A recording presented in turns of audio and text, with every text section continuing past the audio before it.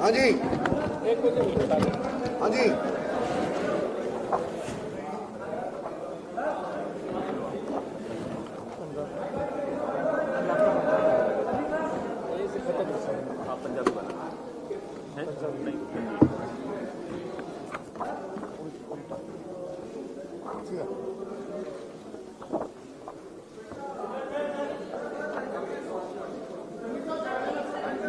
पूछो जी।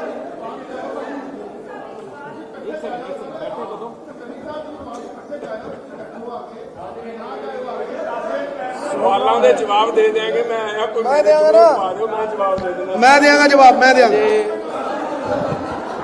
अजय जाखड़ साहब ते सिद्धू साहब ने जवाब देने। आ लो यार, लो यार, इतना कर और दस ना फोटो लो जी, इधर करो जरा। नहीं इधर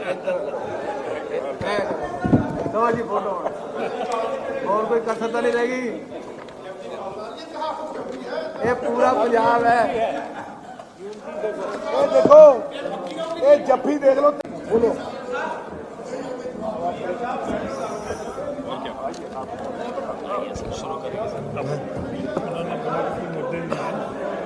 आप सबसे निवेदन है कि एक एक करके अपना सवाल पूछिए। फिर चढ़ा लिया तुझे। बैठो बैठो तो फिर आगे वापस जो मेरे लायक गल वो पूछ लो। मेरा जहाज नहीं उड़ना, गरीब का जहाज उड़ जान दो। एक एक करके प्लीज, एक एक करके। गरीब का जहाज उड़ लेन दो।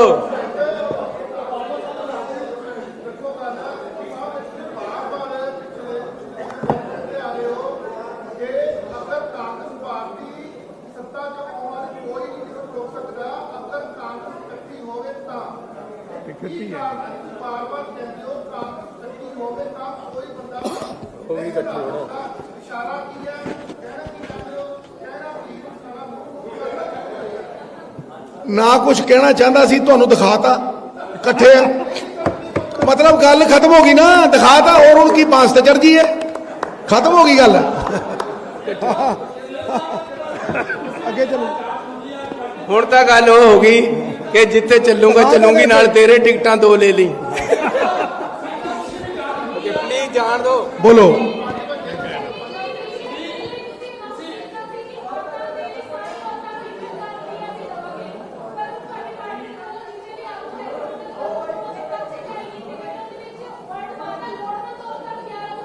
नहीं नहीं नहीं, अक्रॉस बोर्ड, अक्रॉस बोर्ड 1100 रुपया सब औरतां नूं और नाल 8 सिलेंडर फ्री हर घर दे विच। ओदे नाल बच्चियां नूं 5वीं पढ़ेगी 5000, 10वीं पढ़ेगी 10000, 20000 नाल कंप्यूटर फ्री एब्सोल्युटली सब नूं। अजय भाई, अजय सब नूं। अजय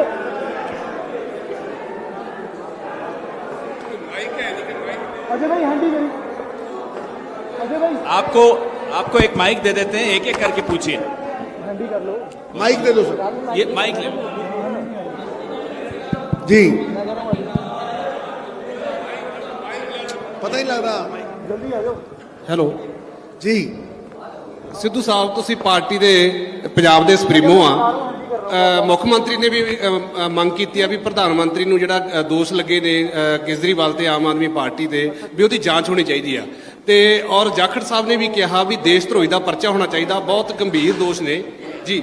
ਜੀ ਕੱਲ ਜੀ, ਪਰ ਕਾਰਨ ਇਹ ਵੀ ਅਨੁਰਾਗ ਅਗਰਵਾਲ ਨੇ ਕਿਹਾ, ਜਿਹੜੇ ਕੇਂਦਰੀ ਮੰਤਰੀ ਆ, ਉਹ ਕਹਿੰਦੇ ਅਸੀਂ ਤਾਂ ਬਾਅਦ ਚ ਕਰਾਂਗੇ, ਪਹਿਲਾਂ ਉਹ ਜਿਹੜੀ ਸਰਕਾਰ ਉਹਨਾਂ ਦੀ ਉਹ ਕਿਉਂ ਨਹੀਂ ਮੁਕੱਦਮਾ ਦਰਜ ਕਰਦੇ। एक मिनट सर, पहली गल तो मैं थोड़े तो इस गल की चाहूँगा भी तुसी मेरा बयान पढ़ो, मेरा बयान सुनो। जिहड़ा मैं क्या भी बहुत ही गंभीर आरोप लाए है उन्होंने, कुमार विश्वास ने, उन्हों की जांच होनी चाहिए है। जे उस च रत्ती भर भी किते उस सच्चाई है भी किसी बंदे ने देश नूं तोड़ के ते प्रधानमंत्री एक खिते का प्रधानमंत्री उस टुकड़े चो बनना चाहे, फिर कार्रवाई होनी चाहिए है। पर जे उहदे आरोपों की जांच होनी चाहिए है निष्पक्ष ते पारदर्शी, ताकि सबनों तसल्ली हो जाए भी आ एक गलत गल सी या सही गल सी, उहदे बाद बनती कार्रवाई की जाए। मैं आ नहीं किया।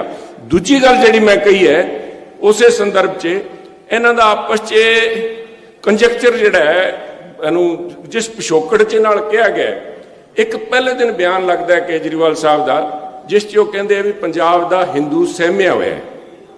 ਉਹਨਾਂ ਨੇ ਇੱਕ ਬਿਆਨ ਦੇ ਨਾਲ ਕੇਜਰੀਵਾਲ ਸਾਹਿਬ ਨੇ, ਜੇ ਹਿੰਦੂ ਡਰਿਆ ਹੈ ਤਾਂ ਮਤਲਬ ਸਾਡੇ ਸਿੱਖ ਭਾਈਚਾਰੇ ਤੋਂ ਡਰਿਆ, ਸਿੱਖ ਭਾਈਚਾਰੇ ਨੂੰ ਟੈਰਰਿਸਟ ਕਰਾਰ ਕਰਤਾ, ਤੇ ਇੱਕੋ ਹੀ ਉਹਦੇ ਬਿਆਨ ਨਾਲ ਉਹਨਾਂ ਨੇ ਸਾਰੇ ਹਿੰਦੂਆਂ ਨੂੰ ਡਰਪੋਕ ਜ਼ਾਹਿਰ ਕਰਤਾ। ਮੈਂ ਆ ਵੀ ਅੱਜ ਕੀਤੀ ਹੈ ਵੀ ਕੇਜਰੀਵਾਲ ਸਾਹਿਬ, ਸਾਡੇ ਨਾ ਤਾਂ ਸਾਡਾ ਸਿੱਖ ਭਾਈਚਾਰਾ ਨਾ ਹੀ ਹਿੰਦੂ ਭਾਈਚਾਰਾ ਟੈਰਰਿਸਟ ਹੈ, ਤੇ ਨਾ ਹੀ ਜਿਹੜੇ ਹਿੰਦੂਆਂ ਦੀ ਡਰੇ ਹੋਏ ਦੀ ਗੱਲ ਕਰਦੇ ਹੋ। ਗੁਰਤੇਜ ਸਿੰਘ ਰਿਟਾਇਰ IAS ਅਫਸਰ ਸੀਗੇ, ਉਹਨਾਂ ਨੇ ਬਿਆਨ ਬਹੁਤ ਪਹਿਲਾਂ ਦਿੱਤਾ ਸੀ 17-18 'ਚ। ਉਹਨਾਂ ਨੇ ਕਿਹਾ ਸੀ ਪੰਜਾਬ ਦਾ ਹਿੰਦੂ ਜਿਹੜਾ ਹੈ ਉਹ ਕੋਈ ਆਟੇ ਦਾ ਦੀਆ ਨਹੀਂ, ਜਿਹਨੂੰ ਬਨੇਰੇ ਤੇ ਰੱਖਿਆ ਤਾਂ ਕਾਂ ਚੱਕ ਕੇ ਲੈ ਜਾਊਗਾ, ਜੇ ਅੰਦਰ ਰੱਖਤਾ ਤਾਂ ਕੋਈ ਚੂਹਾ ਖਾ ਜਾਊਗਾ। ਸਭ ਇਹ ਉਹ ਹਿੰਦੂ ਹੈ, ਉਹ ਸਿੱਖ ਭਾਈਚਾਰਾ ਹੈ। ਜਦੋਂ ਇੱਥੇ AK-47 ਚਲਦੀਆਂ ਸੀ ਉਦੋਂ ਵੀ ਨਹੀਂ ਭੱਜੇ। ਭੱਜਿਆ ਇੱਥੇ ਕੌਣ?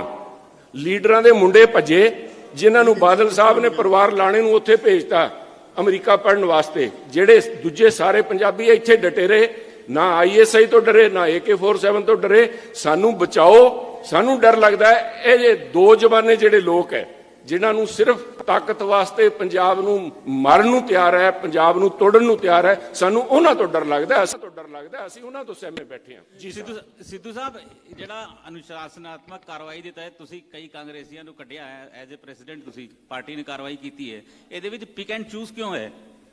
ਤੁਹਾਡੇ ਇੱਕ ਮੰਤਰੀ ਆਪਣੇ ਮੁੰਡੇ ਨੂੰ ਲੜਾ ਰਹੇ ਹੈ, अपना भी लड़ रहे अपने मुंडे ने, उन्होंने खिलाफ कोई कार्रवाई नहीं। पिक एंड चूज क्यों? महारानी परनीत कौर बीजेपी का प्रचार कर रही है, ये की चक्कर है? क्यों नहीं सारे दे खिलाफ? ਇਹਦਾ ਜਵਾਬ ਹਰੀਸ਼ ਜੀ ਦੇਣਗੇ, ਮੈਂ ਨਹੀਂ ਕੱਢਿਆ। ਉਹ ਸਾਰੀਆਂ ਕਾਰਵਾਈਆਂ ਹਰੀਸ਼ ਜੀ ਨੇ ਕੀਤੀਆਂ, ਸਾਡੇ ਬੌਸ ਨੇ। ये तमाम लोग जो अधिकृत उम्मीदवार के सामने खड़े हुए हैं, उनके तमाम लोगों के खिलाफ, उन तमाम लोगों के खिलाफ कार्रवाई हो चुकी है।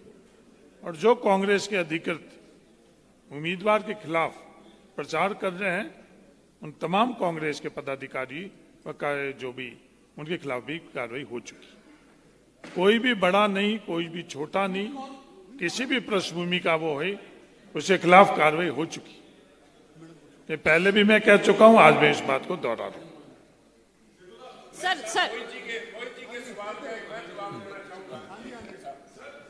ਮਾਈ ਅਪੋਲੋਜੀਜ਼ ਪਲੀਜ਼, ਇੱਕ ਮਿੰਟ ਸਰ। ਬੜਾ ਕੈਲਾਸ਼ ਜੀ, ਬੜਾ ਇੰਪੋਰਟੈਂਟ ਸਵਾਲ ਸੀਗਾ ਜਿਹੜਾ ਮੋਹਿਤ ਜੀ ਨੇ ਕੀਤਾ ਹੈ।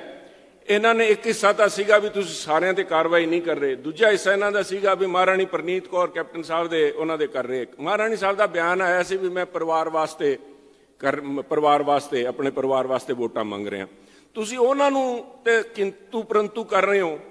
ਅੱਜ ਪੰਜਾਬ ਦੇ ਲੋਕ ਜਿਹੜੇ ਸਾਡੇ ਇਲਾਕੇ 'ਚ, ਅਸੀਂ ਕਿਉਂਕਿ ਉਹਨਾਂ ਦੀ ਜੜ 'ਚ ਵਸਦੇ ਹਾਂ, ਲੰਬੀ ਦੇ ਨਾਲ ਲੱਗਦਾ, ਸਾਡੀ ਵੱਟ ਸਾਂਝੀ ਹੈ, ਇਸ ਕਰਕੇ ਉਹਨਾਂ ਦੀ ਤਿੱਖੀ ਨਿਗਾਹ ਵੀ ਸਾਡੇ ਤੇ ਰਹਿੰਦੀ ਹੈ, ਸੁਖਬੀਰ ਜੀ ਹੋਰਾਂ ਦੀ।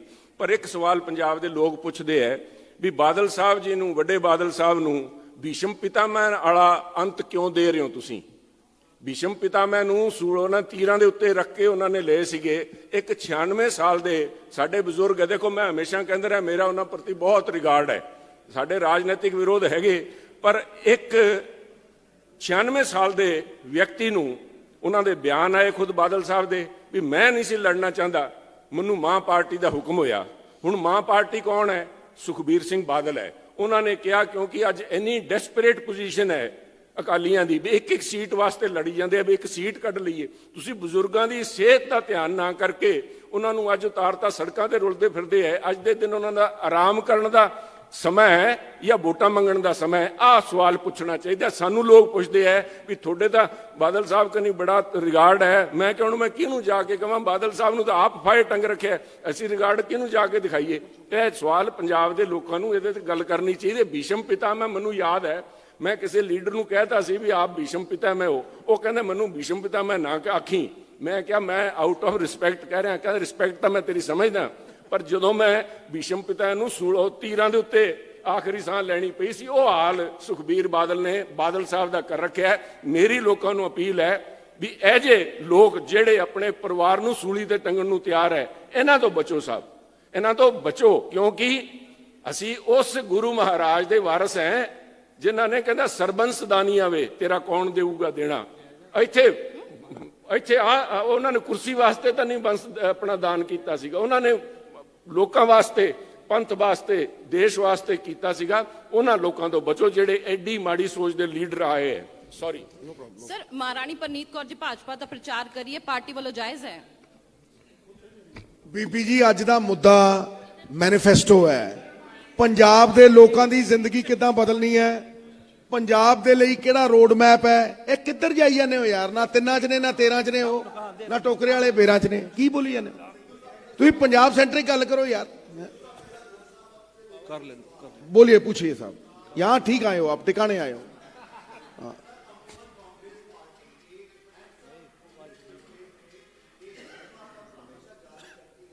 हाँ। हाँ।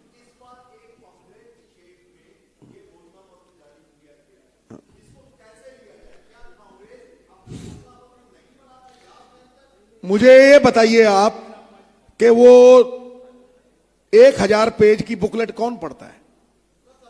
ठहर ना यार, रुक जा। मैं तुम्हें कह रहा हूं कि वो 1000 पेज की बुकलेट से 13 ऐसे पॉइंट जो जवाबदेही बनके ट्रांसपेरेंसी, अकाउंटेबिलिटी से लोगों की जिंदगी बदल दें, वो कहीं ज्यादा बेहतर है। चंदन का एक टुकड़ा गुरु बबूल के जंगल से कहीं बेहतर होता है, और शहद की बूंद सिरके के डोल से बेहतर होती है। अगला सवाल। हाँ जी, सिद्धू साहब सामने सिद्धू साहब सामने मैं सर सर सवाल, आज चुनाव का प्रचार का आखिरी दिन है, मैं सामने हूं सर, बिल्कुल आपके हजूरे वाला। हाँ जी, सवाल सर मेरा है, आपसे जुड़ा सवाल है। आप अगर देखा जाए एक चेहरा है पंजाब में, और आप अमृतसर ईस्ट से चुनाव लड़ रहे हैं, तरह तरह की बातें चाहे मीडिया में या ये कही जा रही। सवाल सर ये है कि जो आम आदमी पार्टी की कैंडिडेट हैं, मजीठिया तो है ही, उन्होंने कहा है कि वो आपको विधायक नहीं बनने देंगे अमृतसर ईस्ट से, क्या कहना है सर?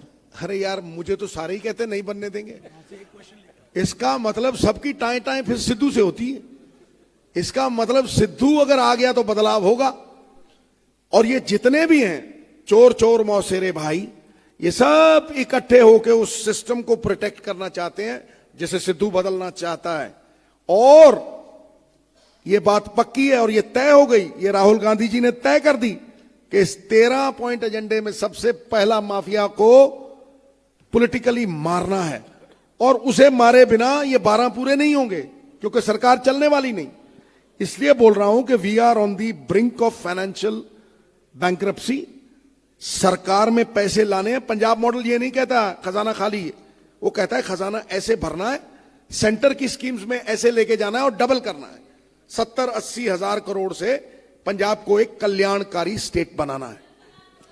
सिद्धू साहब, सर सिद्धू जी 1 मिनट यार, बोलो जी। 2 सवाल है सिद्धू जी, और घोषणा पत्र से ही जुड़े हुए हैं। पहला सवाल यह है सर कि पिछले चुनाव में आप कांग्रेस में नए आए थे, लेकिन पूरे माझा इलाके में और बल्कि पूरे पंजाब में आपने धुआंधार प्रचार किया था। इस बार आप प्रदेश अध्यक्ष हैं, लेकिन ऐसा देखा जा रहा है साफ तौर पर कि मुख्यमंत्री का चेहरा जब ऐलान कर दिया गया, इसके बाद आप अमृतसर ईस्ट से बाहर नहीं निकले। राहुल गांधी, प्रियंका गांधी के कार्यक्रम में जरूर नजर आए, लेकिन वैसे आपने पूरे पंजाब में प्रचार नहीं किया। सवाल है क्यों? दूसरा, घोषणा पत्र पे सवाल है कि जब सिद्धू का ही पंजाब मॉडल को कांग्रेस अपने घोषणा पत्र के तौर पे पेश कर रही है, तो फिर नवजोत सिंह सिद्धू में ही क्या कमी है? उस मॉडल को इंप्लीमेंट करने के लिए सिद्धू को मुख्यमंत्री का चेहरा क्यों नहीं बनाया गया? 1 मिनट। सिद्धू ने हमेशा यही कहा है कि भाई, अगर लोगों का भला होता है, पंजाब कल्याणकारी स्टेट में तब्दील होता है, और सिद्धू जो एजेंडा देता है वो राहुल गांधी की विजन है, उनसे ही डिस्कस करके बना है। अगर ये एजेंडा लागू होता है तो सिद्धू को नींव में चिण दो साहब। सिद्धू को कोई फर्क नहीं है, कोई ओहदे के लिए सिद्धू नहीं जीता, लेकिन अगर ये लागू नहीं होगा तो ठोकूंगा साहब, याद रखना, ठोकूंगा मैं, ये बात नहीं छोड़ूंगा मैं। सिद्धू साहब लास्ट सवाल आप सिद्धू साहब, अंतिम सवाल है, सिद्धू साहब अंतिम सवाल है, बिना सवाल का जवाब दिए मत जाइए सर। सिद्धू साहब फिर कहोगे चले गए मैदान छोड़ के। बिल्कुल सिद्धू साहब, पूछो गुरु। सिद्धू साहब, मेरा सवाल है, आपने अमृतसर में कहा था कि आप 40 से 45 सीटों पे पहले ही चुनाव प्रचार कर चुके हैं, पार्टी कहेगी तो 5-6 सीटों पे जाएंगे, हालांकि नहीं गए। आपने आकलन किया होगा चुनाव प्रचार का अंतिम दिन है। आज की तारीख में अगर आकलन करें तो कांग्रेस को आप कहां देख रहे हैं? क्या हंग असेंबली आएगी? और अगर हंग असेंबली आती है तो कांग्रेस का रुख क्या होगा? किसी के साथ सरकार बनाएंगे? देखिए, अगर मेरी चाची के मूछें होती तो मैं उसे चाचा ना कहता। अगर मगर नहीं है पॉलिटिक्स में। आप देखिए 72 साल में जो नहीं हुआ वो आज कैसे होगा भाई? बताओ, 72 साल में पंजाब ने कब हंग असेंबली लाई? पंजाब एक तरफा चलता है साहब। मैं कहता हूं ये अहंकार है, टू बी जजमेंटल एंड से इतनी सीटें आएंगी, हम ये कर देंगे, हम वो कर देंगे। ये अहंकार है। लोकतंत्र में तय लोग करते हैं, मतपेटी के गर्भ से पैदा होता है राजा। इसलिए आप थोड़ा सब्र करिए। सब्र हर मकसद के, जीवन के हर मकसद का दरवाजा खोल देता। Last question. एक मिनट बैठो पाजी, बैठो। ਕੀਤਾ ਗਿਆ ਹੈ ਲਾਸਟ ਟਾਈਮ ਮੈਨੂੰ ਲੋੜ ਹੀ ਨਹੀਂ ਹੈ। ਲਾਸਟ ਟਾਈਮ ਮੈਨੀਫੈਸਟੋ ਦੇ ਵਿੱਚ ਜਿਹੜੀਆਂ ਚੀਜ਼ਾਂ ਦਾ ਜ਼ਿਕਰ ਕੀਤਾ ਗਿਆ ਹੈਗਾ, ਹੁਣ ਅਖੀਰੀ ਜੇ ਸਰਕਾਰ ਦੀ ਗੱਲ ਕੀਤੀ ਜਾਏ ਤਾਂ ਅਖੀਰੀ 111 ਦਿਨਾਂ ਦੇ ਵਿੱਚ ਕੰਮ ਹੋਇਆ, ਜਿਹਦੇ ਬਲ ਤੇ ਤੁਸੀਂ ਹੁਣ ਚੋਣਾਂ ਦੇ ਵਿੱਚ ਨਿੱਤੇ ਹੋ ਸਾਰੇ। ਕਿ ਅਗਲੀ ਸਰਕਾਰ ਤੋਂ ਬਾਅਦ ਵੀ ਸਾਨੂੰ ਉਹੀ 4.5 ਸਾਲ ਕੁਝ ਨਹੀਂ ਮਿਲੂਗਾ, ਅਖੀਰੀ 6 ਮਹੀਨਿਆਂ 'ਚ ਕੰਮ ਹੋਊਗਾ ਕਿ ਇਹਦਾ ਵੀ ਬਲੂਪ੍ਰਿੰਟ ਕੋਈ ਤਿਆਰ ਹੈ ਕਿ ਕਦੋਂ ਵਾਅਦੇ ਪੂਰੇ ਹੋਣਗੇ? मैडम ये ब्लूप्रिंट ही तो देता है सारी रात। एक मिनट सुनोगे, हजे ट्रेलर चले है, फिल्म देखो, मजा लो। मैं कहना ठोक के पूरा करांगे, टाइम बाउंड तरीके ना पूरा करांगे। लेकिन 25 साल दी पुठी राह है, सीधी राह दे उत्ते आण नूं घट तो घट नहीं साल तो चाहिए ही है ना मैडम। कोई ये तो है नहीं भी एक दिन छड़ी घुमाई तो घूम जाना। बिल्कुल होएगा, बिल्कुल घूमेगा।